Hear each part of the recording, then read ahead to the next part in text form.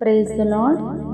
ఈరోజు దేవుని వాగ్దానము యెషయా గ్రంథము 41వ అధ్యాయము 10వ వచనము. నీకు తోడై ఉన్నాను, భయపడకుము, నేను నీ దేవుడనై ఉన్నాను, దిగులు పడకుము. నేను నిన్ను బలపరుతును, నీకు సహాయము చేయువాడను నేనే, నీతి అను నా దక్షిణ హస్తంతో నిన్ను ఆదుకొందును అని దేవుడు ఈరోజు మాట్లాడుతూ ఉన్నాడు. వాక్యం మనకు దేవుడు చెప్పే గొప్ప హామీ. మన జీవితంలో ఎన్నో కష్టాలు వస్తుంటాయి.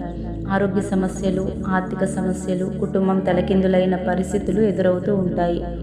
అప్పుడు మన మనస్సు భయంతో నిండిపోతుంది. ఇది ఎంత పెద్ద సమస్య అన్నట్లుగా అనిపిస్తుంది.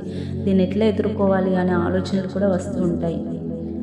మరి మనకు అలాంటప్పుడు దేవుడు మనతో ఈ మాట చెప్తున్నాడు, నీవు భయపడకు, నేను ఉన్నాను అని ధైర్యాన్ని ఇస్తున్నాడు. నీవు ఒంటరిగా లేవు, నేను నీతోనే ఉన్నాను, భయపడాల్సిన పని లేదు అని దేవుడు మనకి భరోసా ఇస్తున్నాడు.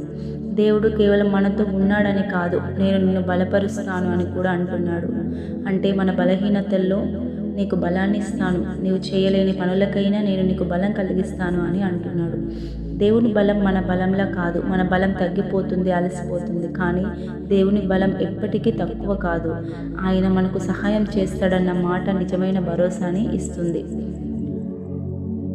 నేను నా నీతి గల కుడి చేతితో నిన్ను ఆదుకొందును అన్న వాక్యం చాలా అర్థవంతమైనది. మనం కింద పడిపోయినప్పుడు, ధైర్యం పోయినప్పుడు దేవుడు తన బలమైన కుడి చేతితో మనల్ని లేపుతాడు.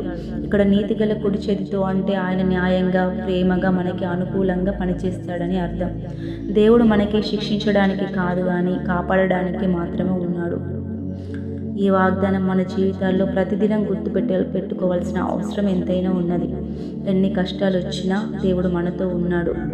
భయపడకండి, దేవుని మాటలు మనకు బలంగా ఉంటాయి. ఈ వాగ్దానం మనలో నమ్మకం పెంచుతుంది, శాంతిని ఇస్తుంది, ఆశను నింపుతుంది.